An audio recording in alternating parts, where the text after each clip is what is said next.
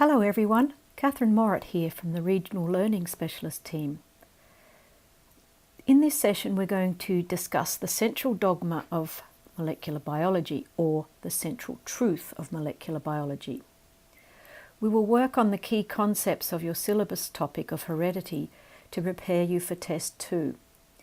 And we will check some of the aspects of your science syllabus that are important if you want to understand the big ideas of science. Heredity is an important biological principle as it explains why offspring, including cells and organisms, resemble their parent cell or organism. Before we play with the principles of heredity and variation, let's examine how these concepts fit into your syllabus. This is an infographic that summarises the science syllabus, so let's analyse it. You will notice two concentric rings around the central word science. The inner ring shows how your course or syllabus is classified into 3 sections. Scan this ring for science understanding, science inquiry skills, and science as a human endeavour. These are the major syllabus skill sets you will master. Your teachers have programmed all of these 3 sections onto your course outline. The examinations will test your science understandings and science inquiry skills, while the human endeavour objectives may be used as contexts for exam questions, so you should learn these as well. What does the outer ring represent?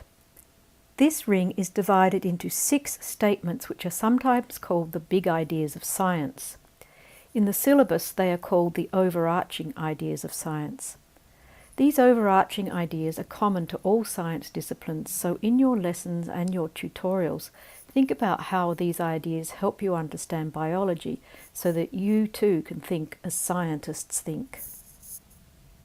In this session, we will start with the overarching idea of stability and change and see how it applies to heredity and variation.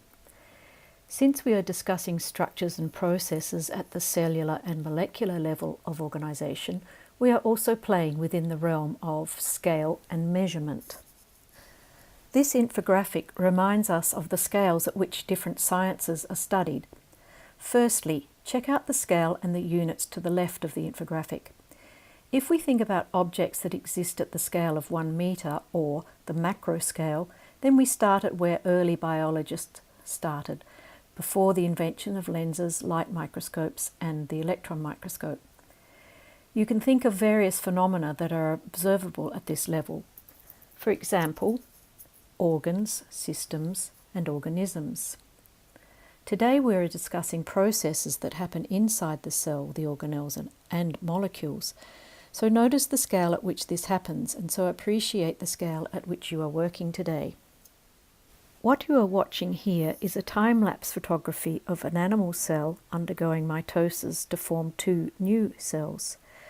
I'll let you watch in peace, but be on the lookout for how the genetic material is organised, replicated, and then divided to make 2 new cells. Let's start with some of the smallest life forms and review the methods of cellular reproduction which leads to reproduction at the organism level. Organisms require cellular division and differentiation for growth, development, repair and sexual reproduction. So you would have learned that the continuity of life requires the replication of genetic material and its transfer to the next generation through processes including the following: binary fission in prokaryotes such as bacteria, mitosis and the cell cycle in somatic cells of eukaryotes, meiosis to form gametes, and fertilization. You would recall that prokaryotic cells such as this Escherichia coli bacterium reproduce by the process of binary fission. You should also be able to explain why this is important and how bacteria and binary fission apply to biotechnology processes. Compare the complexity of the DNA in a bacterium to the complexity of DNA in a eukaryotic cell. You should be able to compare and contrast the processes of mitosis and meiosis and explain the significance of each process in terms of transmission of genetic material to the next generation of cells and to offspring. You should be able to explain the significance of fertilization in terms of the transmission of genetic material to the next generation of cells and to offspring as well. The aim of this tutorial is to understand the cellular processes and mechanisms that ensure the continuity of life and how these processes contribute to unity and diversity within a species. As you come to understand Topic 1, Heredity Objectives, in your program, you are learning the details of what is called the Central Dogma or Truth of molecular biology. The Central Dogma of biology was first described by Francis Crick in 1958. The Central Dogma states that RNA must be created by transcription from DNA, and further that protein can only be formed by translation from RNA. The conclusion is that DNA must somehow contain a complete set of instructions for the entire cell. The major classes of biomolecules that make up cells and their organelles are DNA, lipids, carbohydrates, and proteins. These are all large complex molecules made of many subunits. You would know that the subunits of DNA are the nucleotides. The subunits of lipids are fatty acids and glycerol. The subunits of complex carbohydrates or polysaccharides are monosaccharide units such as glucose, and that the subunits of proteins are amino acids. To understand the central dogma, we will start at the endpoint and recall some examples of proteins that you may already know. While doing this, we will analyze their structure and function at the biochemical scale.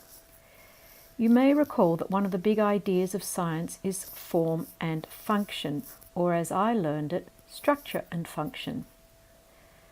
You do not have to know these proteins specifically for this course, but I would like you to be able to describe how the subunits of protein molecules are arranged and appreciate their size and complexity, as well as the functions they perform in cells and organisms.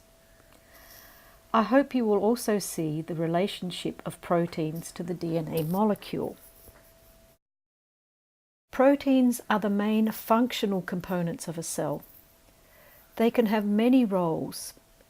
We will have a quick tour of these complex molecules that are essential to life. Actin. Actin is the most abundant protein in most eukaryotic cells.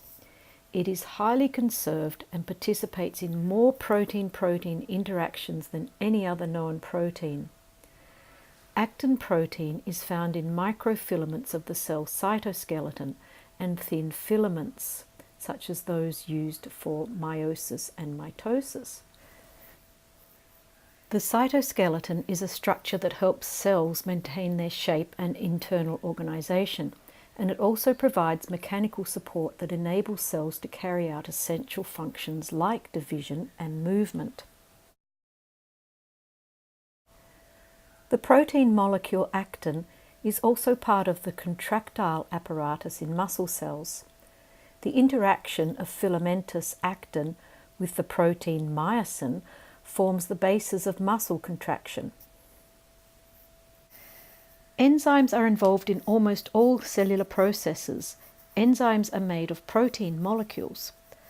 The function of enzymes is to act as catalysts for specific chemical reactions without undergoing any changes in the molecule themselves. How amazing is that? Enzymes are classified as either catabolic enzymes or anabolic enzymes. Catabolic enzymes break down large molecular cellular components into smaller molecules, while anabolic enzymes build large molecular cellular components from smaller molecules. Some catabolic enzymes you may know of are the digestive enzymes such as amylase in saliva. Catabolic enzymes break down complex molecules into simpler molecules. amylase converts amylose starch into the simpler molecule glucose. This is a model of the amylase molecule. Each little sphere represents one atom of either carbon, hydrogen, oxygen, or nitrogen. You could estimate the number of atoms in this molecule. You can probably think of another important cellular reaction that breaks down glucose molecules into simpler water and carbon dioxide molecules and releases energy in the form of ATP that the cell can use. This process happens in the mitochondria of cells and is called respiration. All air-breathing organisms use the same enzyme, acetyl coenzyme A, during cellular respiration. All organisms and species throughout geological time, from the archaeobacteria to mammals, have used and use acetyl coenzyme A in multiple cellular processes. This is part of the evidence that supports the theory of evolution, because acetyl coenzyme A controls key cellular processes, including energy metabolism, mitosis, and autophagy. Autophagy is the natural regulated cell process that disassembles unnecessary or dysfunctional components. One role of acetyl coenzyme A is that it controls epigenetic regulation of gene expression.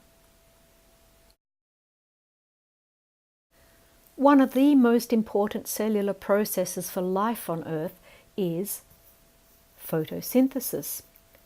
Photosynthesis is a complex series of reactions that plants and algae use to convert light energy and simple molecules such as water and carbon dioxide into glucose. The enzymes involved in photosynthesis include rubisco. You are learning about enzymes that catalyze the cellular reactions of transcription, translation, as well as DNA replication. I would like you to compare and contrast the features of these three protein molecules. Write down at least 3 features that these protein molecules share and 3 features that are different between them. You can pause the video and check your answers.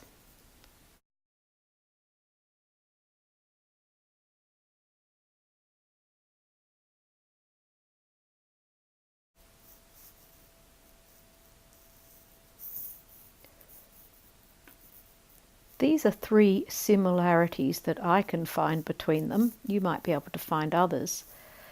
They are all made of atoms. And the atoms include carbon, hydrogen, oxygen, and nitrogen. Protein molecules are large molecules compared to inorganic molecules. Protein molecules all have a complex structure. They are all made of subunits of amino acids bonded into subunits called peptides.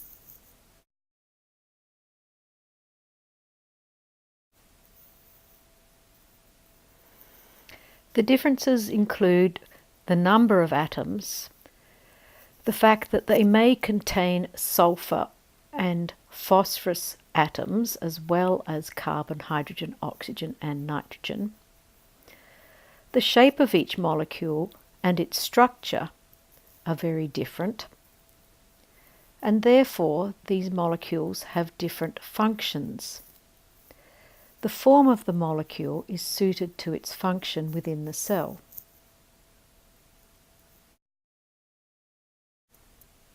Protein synthesis. The instructions for building proteins are contained in genes. Therefore, the presence, abundance, structure, and features of proteins are genetically determined. Proteins are essentially chains of amino acids in a specific sequence. The sequence of amino acids in a protein is directly determined by the sequence of nucleotides in the gene that encodes it. Compare and contrast these 2 space-filling models of DNA and the protein amylase. Write down at least 3 features of the DNA molecule and the protein molecule that are similar. You can pause the video.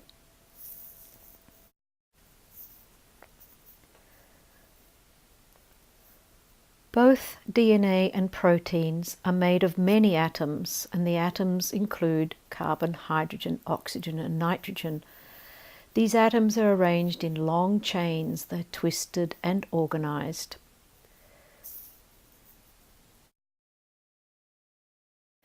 Now write down at least 3 features of the DNA molecule and the protein molecule that are different. You can pause the video.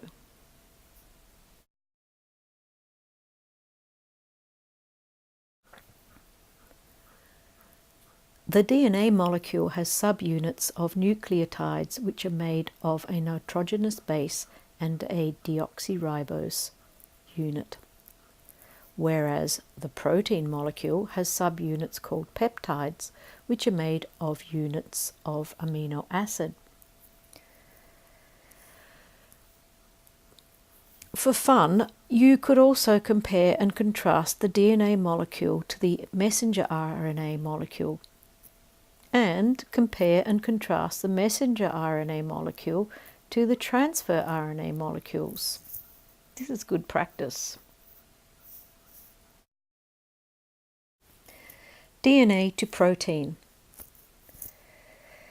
Let's travel inside the cell, through the plasma membrane, through the cytoskeleton and the cytoplasm, towards the nucleus.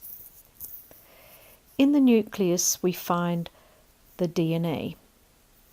The DNA is organized into chromosomes, which can only be seen when the cell is undergoing cell division. The DNA is organized like this because it is wrapped around other proteins called histones.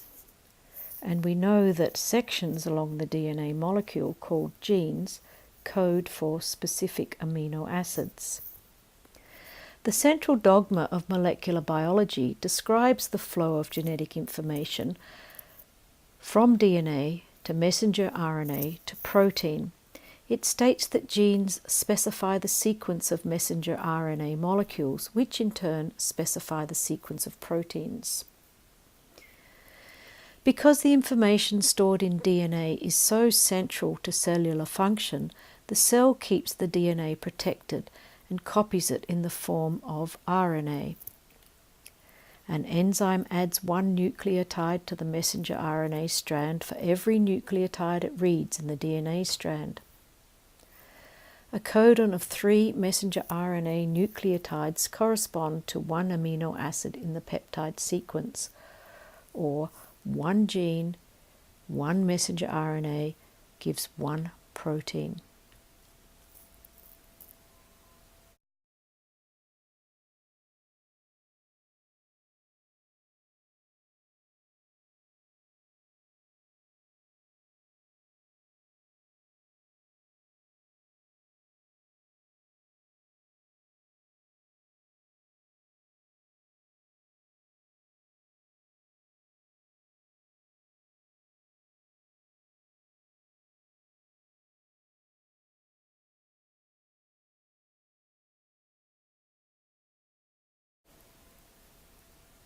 This little animation gives you a really good overview of the central dogma of molecular biology, but you need to be able to do this for yourself and do it in an exam.